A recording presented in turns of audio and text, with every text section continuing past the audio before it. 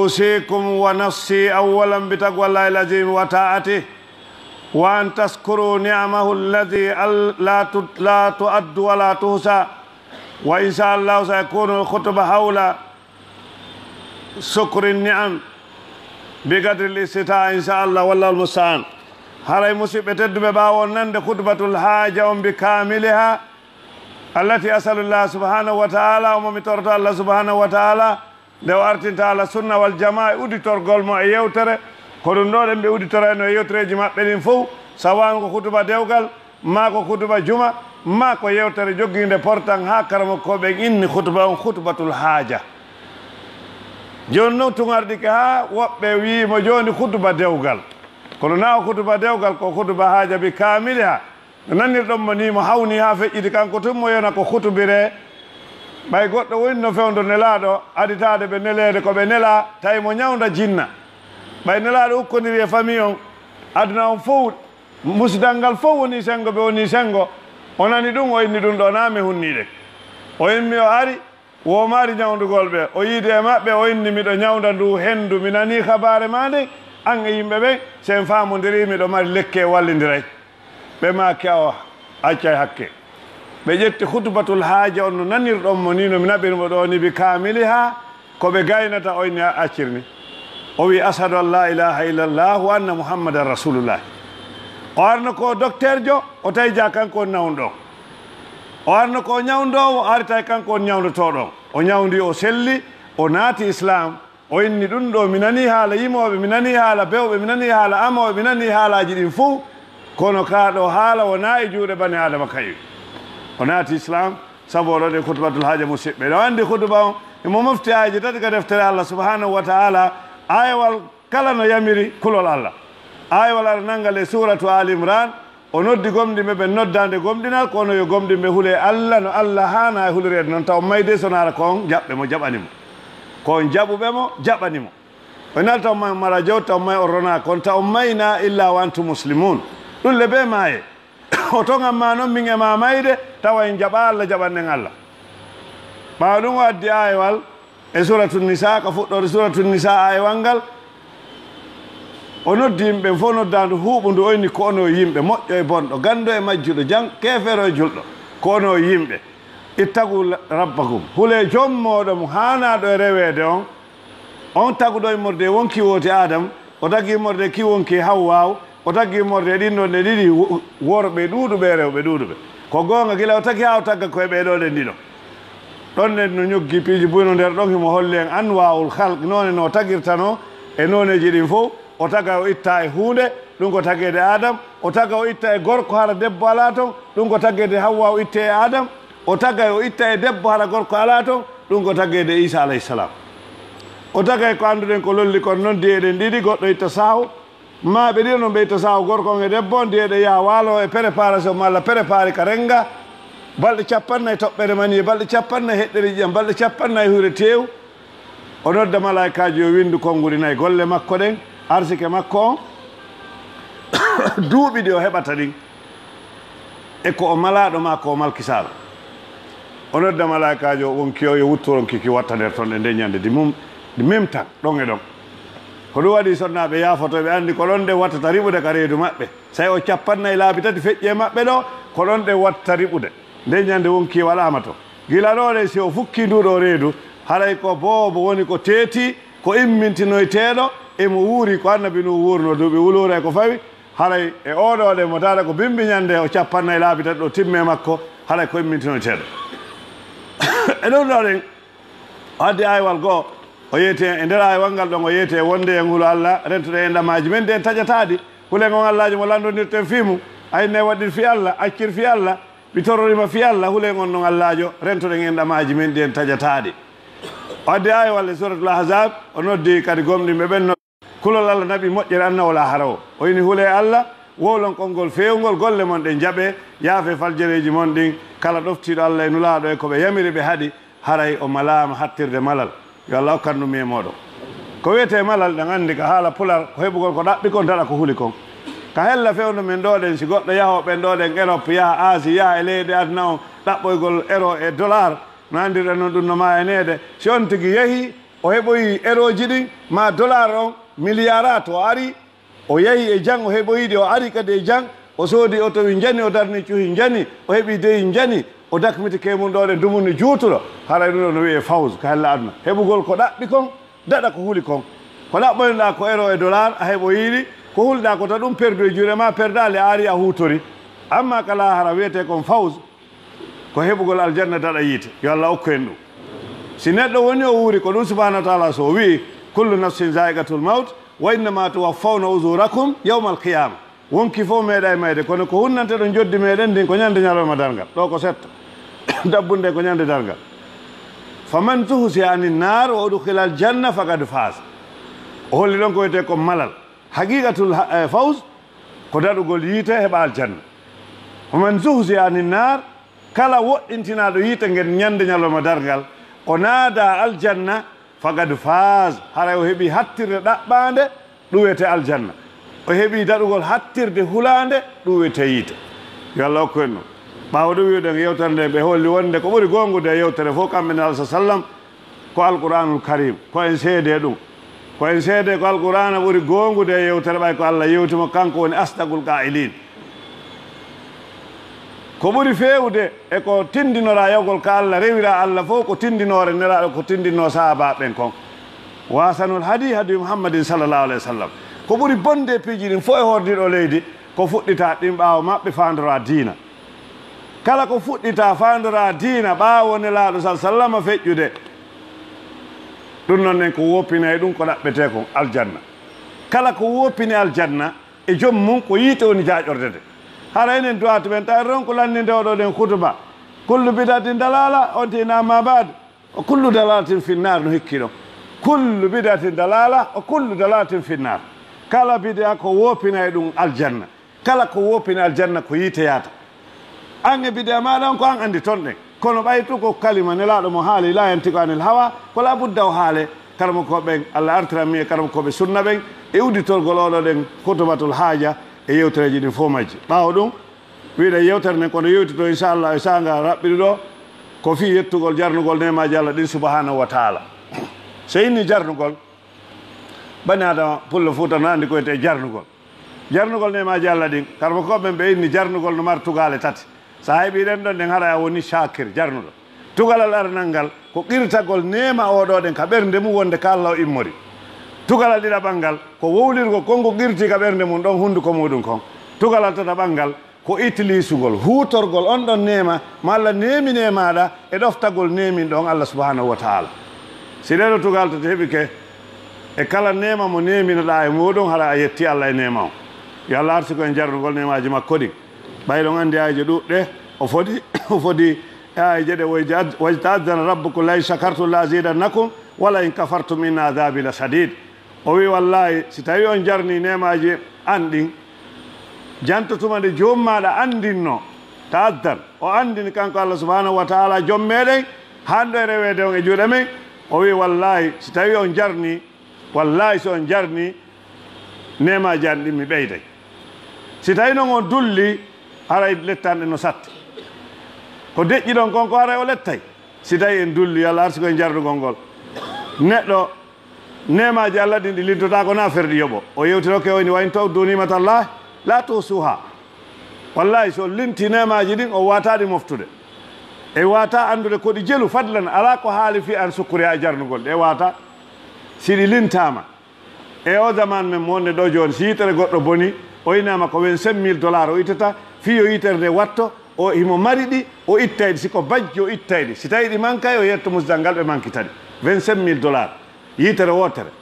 wattu ɗon ɗe ndeya yitere wattu ɗon juuɗɗen ɗiɗi wattu ɗon koyɗen ɗiɗi wattu ɗon noppi ɗin ɗiɗi no wattu ɗon ɗe wattu ɗon ko annduɗa ko wattu ɗon ɗen hunduko wowlayko ko wattu ɗon ko ɓuri jande ko haqqille bani adama wattu ɗon cellal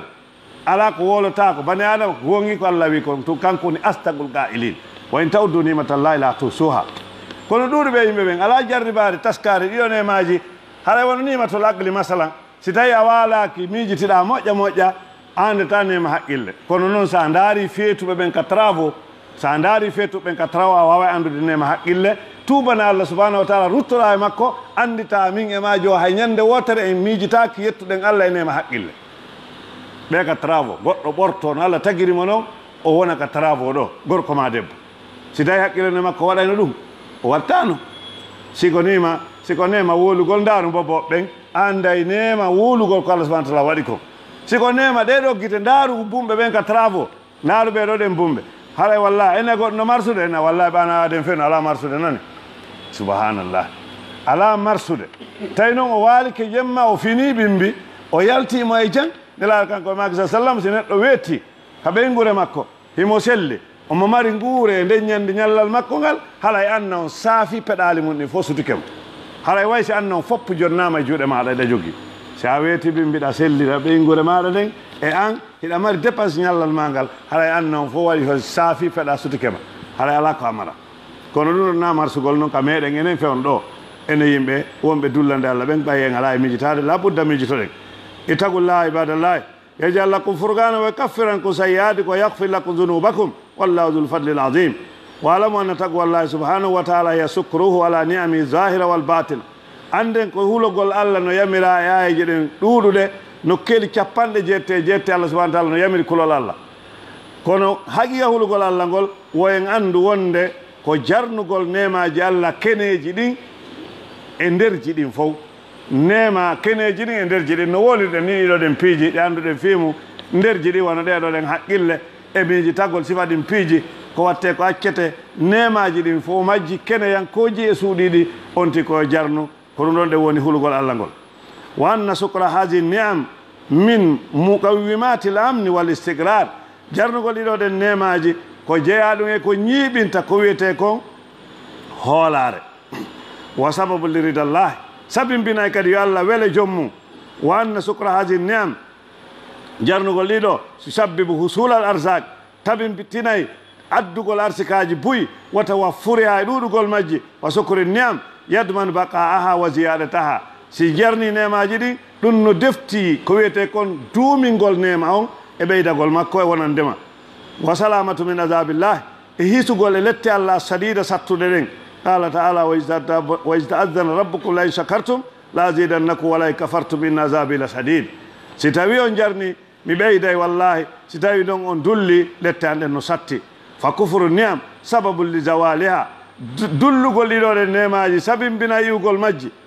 wa tabadduliha bil juu ɗi sansire heege wa sababu li ihtilali l amn sabimbina e angal jarnugol nema iwgol ko wiyete kon hoolare wal ittirab bada litminan oti wona hande kadi hulɗo ɓawo wonno deeƴuɗo wa sababu linqitahiha wona sabu taƴugol majji baɗa tawarudi ha ɓawɗi jolde e hoore meɗen min kulli makani kala nokku wa sababu lilqahati wal jad sabimbina e kokke e yoru baɗa al hisbi wal rakb ɓawo wonde ndiyan no woodi kecci no woodi piiji ɗi foppo no woodi wa daraba llahu masalan qaryatan kanat aminatan mutmainna Allah waɗi misalle saare wonnode nde hooli taati harisuga rakadan min kulli makan arsike on araynode kala nokkel ɗin fof majji iwra partout fa kafarat bi annumillah nde yeddi nemaji Allah ɗi jarnugol ɗi ɓay nde yeddi subhanahu wa taala fa azagaha llahu libasal jui wal khawf bima kanu yasnaun subhanahu wa taala meeɗiniɓe ko wiyete kon koltu kaddule ko wiyete kon heege e kulol saabu koɓe laatiɓe golla e angal jarnugol ɗiɗo ɗen nemaji ɓawɗe arde e maɓɓe nema ko marde mum kon fewnɗo hiɗen andi wano gila hayso ko yeru gorejo an heɓde ɓaawo nafere kan dow no andi nemaji e ko wonɗen koye muɗum no andi ko feƴƴuno kon e hoore mawɓe men ɓe rahimahumullahu taala seppugo gilandema mamum ha yewta konakirɗo ma si yaha e sénégal seppa ha ɗo e tamba si waɗi noon nen piije e tawata enen fewnɗo ɗen kon ɗum woni ala ka fokkitirɗa o ko fokkitirɗa ko ɗaw ɗuma woni ka kon yunen ala kulli hal en fof meɗen haray fewnɗoɗen ko wonɗo e étage e wonɗo e suudu karole e wonɗo e tawata haray mooɓuɗo ko tawata haray mo felliti o ñamata ɗum ɗon fof somaya mooɓuɗo ko ñamata somaya hay se wi Allah e ñama ko mooɓuɗen kon fof buye men no andi fewnɗoɗe wata ñamude ɗum fof pellet haray ɗiɗo nemaji la budda ɗi jarne si ɗi jarnaka haray ella molanaɗono toon on ɗon ɗen ella ko gergol ha ittamo sabu naray en tawoye Allah subhanahu wa taala summa ila rabbikum marjiukum fa yunabbiukum bima kuntum ta'malun ka jommoɗo ruttorde nden o yoɓa on ko laati ɗon kon hiɗon gollayno e kedewo e gundowo inabbi on ɗo ko yoɓugol yeetagol yoɓugol o yeetoma gollata kon ha qirtata ko ɗum ni o jonni joddi mon ndin hay goto mi wata yeddude wonde nemana e hoore mum fewno ɗo tawata bal ko nemaji ɗi wawata ko lintade haray la budda e jarnugol ɗiɗoɗen nemaji weltano Allah subhanahu wa taala e majji haray noon kala nema mon tigui nemina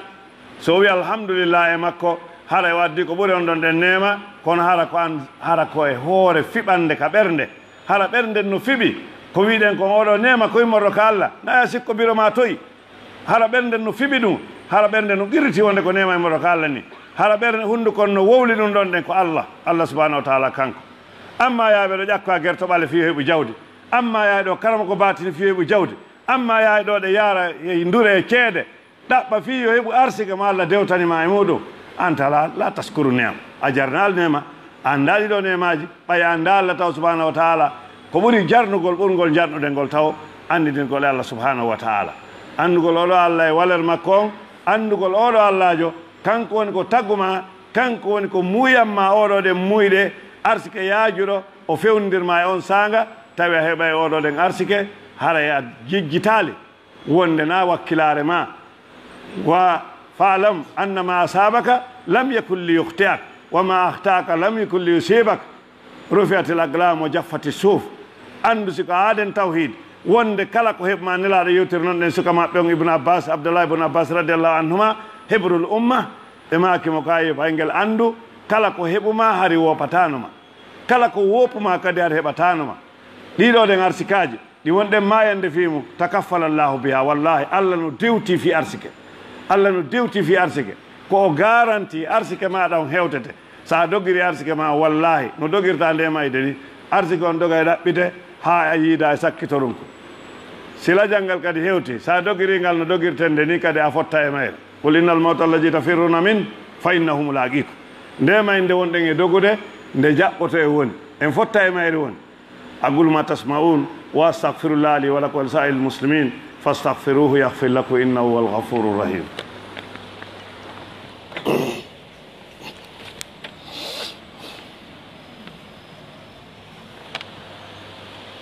الحمد لله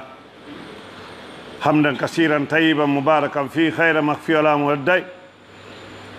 haray ha joni en serali ide yewtere men de yetta Allah subhanahu wa taala jarnama nemaji makko linduta ko nafirde yoɓito haray e wi no jeeya e jarnugol nemaji ɗi ittilisugol nema on ka ɗoftagol nemin ɗon wono ndiɗo jawdi masalan Allah no jarribi buye meɗen nokkore ɓe jawdi hara kadi ko ɓurtundi haaju joni noon sa qirte ko Allah hokkorma ɗum a yahano kadama ko seɓuɗa ɗum nabiro ma toyi seɓuɗa ɗum a woli ɗum hunde ko ma ko alhamdulillah koye haasi min ni'amillah koye nemaji Allah ɗum ɗo jeeya aɗa essayeɗa utilisude ndi e nema Allah on kadi e ɗoftagol Allah subhanahu wa taala ɓayɗa andi jawdi ndin hini mari probléme ɓurɗo hulɓinade ko hulɓini ndi ɗon ɗe mayande neɗɗo la tazula kadama abdu yawmal qiyama hadise mo anduɗen fimo en fof meɗen jullo ɗuɗama anda fi makko teppere bani adama so tawi o hasbete o landete ñande ñalome dalngal o buustaka darode hasbore ha o lande an arba hisal fi piiji nayyi an umri fima afnahu gurdam ɗam fof kono ɗam feƴƴiri duuɓi 50 Allah wurnino min e ma wona gore jam fof Allah wurnimo duuɓi 50 heɓaɗo 58 heɓi ɗo so maayi hande o nangguitirta fi duuɓi 50 o wuuriɗi wan sababi fima abla keccumaɗo koye mbawdima ni koye honɗum ronkinoɗa ɗum ɗo koye honɗum suƴƴuɗa keccuma ngu ɓayru kala no mari tan essence e lok ko wiyete kon haray e welgol ƴiƴam koye honɗum welere ƴiƴam ma nden kurkunoɗa ɗum ha lannuɗa ha wonɗa ronkuɗo siwi ɗon an ilmihi fima amila bi gandal maɗa ngal ko a heɓuno gandal ala goto men ɗo sonama andi goɗɗum gandal ma ngal ko honɗum gollirɗa ngal a landetake gandal ko honno ɗaɓɓirɗa kono a landete ko honɗum gollirɗa gandal ko honɗum waɗi noon gandal wonata gandal fodde ngal golliraka gande wiyeta gande sona saabu gollirgol makko gandal ngal sina ɗum haray ko majjere nden ɓuuri ɓadademo bal boni gandal nandindinangal e majjere gandal maɗa ngal ko honɗum gollirnoɗa ngal e jawdi ma ndi noon aren ka question nayaɓo ɗum ko jawdi ndin no mari calɗi ɗiɗi calndu ara non ɗum min aynak tasabta ko honto e laawi ɗi rewɗa ha heɓuɗa ndi jawdi Allah ko cigarette me yeeyayno cigarette ko ɗum yeeyɗa ha heɓuɗa jawdi wallahi a borrama ko ɗon on yawta ɗon barage on a yawtama ɓayru cigarette no harmi ka sariya e ka haqqille hisude e ka aada hay ka darande sellude sa ndaari e nanno wiide wonde no manda wonde o maɓɓe maki wonde iblisa soofi e majji ko iblisa soofi e muɗum a ñamay ɗum ma yeeyey ɗum ɗule wallahi Allah no jarribe enen ngol leñol so yalti o ndaari kawtale men ɓe ta ko enen toon yeyde ɗi soɓeji tankoro taabum e bitigi koye galle pullo yiyata yo Allah hande yaafoɗon noon ɓay komi pullo ko ɗo simiɗo suusu wolde ɗum haray jawdi ma ndin ko honngol e laawi ɗaɓɓiroɗani Allah ari ko drogue me yeeyno drogue suwa ko lagine ɗo ɓay lagine ɗon ɗo duuɗɓe yeeyoɓe drogue hannde ka on sikkude ke lala ɗo kere on sikkude ko Europe to ɗum yeeyete wallahi na Colombie tun Colombie on no hewti kamen ngaɗe jawdi ma ndin ko honno heɓirɗani a wayreno goɗɗo ɗo hannde o mara fus tawamo hippindirɗo étage dal 5 6 10 himo mari wondu kadi somfonia himo mari wondu cimenterie himo mari konto ɗaɓɓirɗandi jawdi honno ɗaɓɓirɗandi ɓaawa heɓude ndi si tawi a feƴƴi ɗum ɗon nden min ayna konto waɗɗandi ko laawol e henngol e laawi ɓaya heɓindi ko honto faggitiɗa e funsuɗandi dépensuɗandi konto waɗɗandi ɗiɗo ɗen barage ji ɗiɗi e o zamanu men ɗo mo seeditiɗen fewndo ɗo sonamo Allah reeni illa man asamahullah sa feƴƴi e barage sa feƴƴata oya sa feƴƴi a feƴƴata oya yaafoɗon noon kala yilto haqqillaji mum ɗin faama wonde no e sukrun ni'am jarnugol nemaji ɗin utilise ugol nema on e hoore neminɗoma on ɗoftagol neminɗoma on Allah subahanahu wa taala yananama ya ƴettu jawdi ma ndi waɗa e ko harmi wono o yandanama noon ɗaɓɓirgol no harmiri nela sa sallam ɓe maaki haray arsike no senda kala goto e meɗen Allah yanani ɗaɓɓugol yen ɗaɓɓir arsike no dagori woɗɗitoɗen no harmiri ɗaɓɓire no dagori woɗɗitoɗen no harmiri goɗɗo mo mayata lajal makko ngal e arsike makko on hewtali abadan ko sawi o hunni arsike o lajal ngal ala haray ta ɗum defe ko Allah defi garanti muɗum ni garanti nanima jogani kema ɗum wota ɗum yata ɗaɓɓirɗum no harmiri koni ko Allah kon welta heɓorta kono harmiri wallahi harɗa welti Allah heɓorta kono harmirta ɗo welti ɗaɓɓira no harmiri ko kono harana e wela e makko haray noon Allah no hokka aduna mo faala himo hokka aduna mo faalaka ko woni hokkata dina mo faalaka inna la yuti dunya man yuhibbu man la yuhibbu walakin la yuti din wal iman illa man yuhibbu hadis selluɗo Allah hokka aduna mo yiɗi e mo yiɗa ay mana himo hokka aduna goɗɗo heɓa jawgi buyɗo hara kono moƴƴiɗo ɗaɓɓiri ndi kono moƴƴiɗo o waɗirnde muɗum oɗo Allah no yiɗimo o heɓiriɗi no moƴƴiri o waɗi ka moƴƴi oɗo Allah no yiɗimo si tawi ara himo hokka aduna kadi mo yiɗa okkoramo no harmiri o waɗa ka o faala hay so waɗi no dagori nafatamo ma waɗa ɗaɓɓira no harmiri o waɗa kadi ka harmi nafatamo hay hunde ko zadu ilan nar ko jooɓa makko yogol yiite yo Allah o dande o dandana en kono ndiɗoɗen jawdi hay ngal ɗo ɗen gandal hay nguɗo jaahu dendagal haalaji ɗi jogiɗen ɗin si tawi en jardiral nemaji ɗin itulusi ɗen ɗe ɗoftagol nemin ɗon wonana e wabal yawmal qiyama wonta lette hoore meɗen ndaaru karama kojo ka sayul boukhari haddi selluɗo ko sayul boukhari karama kojo mo gollirta gandal muɗum ngal o fotte e karama koɓe o e talibaɓe o wajitonoɓen toon himo dasate tekki makko ɗin ka jahannam wona cawgal mbabba poɗita cawgal muɗum ɓe ara ɓe moɓo e hoore makko ana alasta fulan na wonno kaarijo na alasta tamuru bil maruf wa tanha anil munkar na yamirano ko moƴƴi haala e ko boni minna wallahi komin ngalɗini on kono naɓilanto en fof no en fottu kayit tongoy kono on ngalɗali ko mon ko ono kono min on ngalɗi ko ankon ene na yamirano ko moƴƴi haala e ko boni na wajitonomin ka aduna minna wallahi komin so alari ɗon kisan kon no adduma ga no kon no adduma ga minna wallahi kuntu amurukum bil ma'ruf wala ati wa anhaakum anil munkar wa ati ko addilan ɗo ɓayɗon humpa mi yetto hari mi yamirayno ko moƴƴi ko mi waɗata hari mi haɗay noon e bone on kadi mi ara e bone mo mi haɗi o mi woni lampe mi sunni on mi dayginani woɓɓe goo kono mi lando ono kadi so ala billahi aleykum ono kay ko ɗum addi on ɗo sual e mo onon kadi on ngaldaali ko idolan ton ko onon hoore mon ko yawɗon ton ko eɗon anndi kono naɓe on ton kono min on ngaldi ɓa miɗo janngi ɓa miɗo janngi o mi waajotono mi yamiray mi haɗa fof no anndi miɗo waajotono ono on ngalɗi ɗum no kono onon kadi billahi ko ɗum addi on wallahi ko naɓilan ton ko ɗum naɓi on min mi yamiri ko moƴƴi mi yamiraali hoore an kadi yamiraɗa ko moƴƴi a jaɓaali mi haɗi e ko boni mi haɗaali hoore an kadi haɗaɗa ko boni a haɗitaake naɗo naɓen to en fof hara gandu wiyata gandu ha gollira gandal makko ngal jawdi kadi wonta jawdi hara golliraali ndi ɓuura nela sallallah sallam ɓe maaki allah no yiɗi so nemini goɗɗo o yiya batte nema on e makko no nema gandal si on tigui neminama yiya batte golle gandal ngal e on tigui hara wona dayijo ɗiɗo dayiɓe ɗiɗo dayijo deƴƴuɗo e dayijo wowlayɗo dayijo deƴƴuɗo suura makko on kala no sunna wiri yo woni o wonira noon ɗen dayijo wowlayɗo on so dari keeso yimɓe ɓen o woola tawa piiji no ombodiri Allah waɗa memoɗo e ɓen ɗon jawdin kazalik on tigui si heeɓi nelaɗo maki almuksiruna humul muqilluna yawma alqiyama illa man faala aw illa man qala hakaza wa hakaza nano e ñaama ɓe waɗi ni sokkeje maɓɓe de e maki ɓe joggiɓe jawle buyka anna ɗo ko ɓe woni fanɗiraɓe lahara so raɓɓude miskino lahara yiw patron ɓen ka anna ɗo ɓe maki sona waɗɗo ni nano e ñaamo sona jonnuɗo o jonni fopp ko heɓi kon kadi o jonniri nano e ñaamo taw o jonna e jemma e ñalawma bimɓe kikiɗe hara laaɓude laaɓinere leydi musidɓe eɗen toro subahanahu wa taala yo arsi koye jarnugol nemaji makko ɗin o ɓay nelaɗo ɓe maki wonde hayrukum man taala umru wa hasuna amalu wa sarrukum man taala umru wa sa amalu ɓuri moƴƴude e moɗon komo gurdam mum juuti golle makko ɗen moƴƴi ko ɓuri bonde e moɗon komo gurdam mum juuti golle ɗen boni yo Allah juuti gurdamaji men ɗin o moƴƴina battadeji meɗen ɗin o yaafo falje ɗen o arsala laawol okkora en timmodeji moƴƴi fof wali zalika wal qadiru alay ko wanno hunde ko ɗaɓɓetede dometede timmode moƴƴere haray goto kala e meɗen no hani torade ɗum ɗon torano ɗum hoore mum torano ɗum jiɓlo immo e mum ɓen torano ɗum kala giɗo mum e siɗɗo mum ko waɗi ko hunde dela duumino e muɗum kamɓe yaafede maɓɓe hino ɗuuɗuno koɓe toroto timmode moƴƴere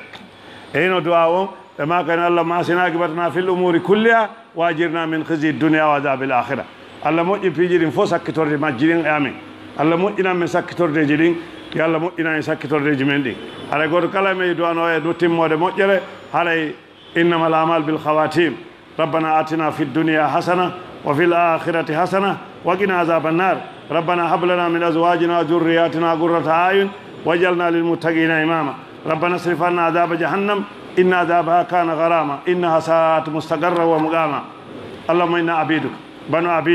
banu imaik نواسينا بيدك ماد فينا حكمك عدل فينا قضاءك نسألك اللهم بكل اسم هو لك سميت به نفسك أو أنزلته في كتابك أو علمته أحدا من خلقك أو استأثرت به في علم الغيب عندك أن تجعل القرآن العظيم ربيع قلوبنا ونور صدورنا وجلاء أحزاننا وذهاب همومنا وغمومنا وأن تيسر لنا جميع ما سألناك في السر والإعلان اللهم إنا نسألك الهدى والتقى والغنى ونسألك فعل الخيرات وترك المنكرات وحب المساكين وحبك حب من يحبك حب ما يقربنا حب إياك يا رب العالمين اللهم أقسم لنا من خشيتك ما تحول به بيننا وبين معصيتك ومن طاعتك ما تبلغنا به جنتك ومن اليقين ما تهون به علينا مصائب الدنيا ومتنا اللهم بأسمائنا وأبصارنا وقواتنا أبدا ما أحييتنا اللهم اجعله الوارث منا اللهم اجعل ثارنا على من ظلمنا وانصرنا على من عادانا ولا تجعل مصيبتنا في ديننا ولا تجعل الدنيا أكبر همنا ولا مبلغ علمنا ولا إلى النار مسيرنا واجعل الجنة هي دارنا قرارنا برحمتك يا أرحم الراحمين اللهم اعز الإسلام والمسلمين وذل الشرك المشركين ودمر أعداءك أعداء الدين والسنة برحمتك يا أرحم الراحمين واجعل بلدنا هذا غيني آمنا مطمئنا سخاء رخاء وسائر بلاد المسلمين اللهم آمنا في أوطاننا واصلح أئمتنا ولاة أمورنا اللهم ول علينا خيارنا واصرف عنا سرارنا اللهم اجعل ولايتنا في من خافك واتقاك واتبع رضاك رب العالمين اللهم إنا نسألك الجنة ما قرب إليها من قول وعمل ونعوذ بك من النار ما قرب إليها من قول وعمل اللهم ربنا آتنا ما وعدتنا على رسلك ولا تخزنا يوم القيامة إنك لا تخلف الميعاد اللهم إني أسألك بأن يسأل أنك أنت الله الأحد الصمد الذي لم يلد ولم يولد ولم يكن له كفوا أحد أن تعتق رقابنا من النيران ورقاب آبائنا وأمهاتنا وأجدادنا وجداتنا ومن أحبنا فيك ومن أحببنا فيك برحمتك يا أرحم الراحمين اللهم إنا نسألك بأن نسأل أنك أنت الله الأحد الصمد الذي لم يلد ولم يولد ولم يكن له كفوا أحد أن تجعل اجتماعنا هذا اجتماعا مرحوما وأن تجعل تفرقنا بعده تفرقا معصوما ولا تجعل فينا ولا منا ولا معنا سقيا ولا محروما برحمتك يا ارحم الراحمين. واخر دعوانا الحمد لله رب العالمين.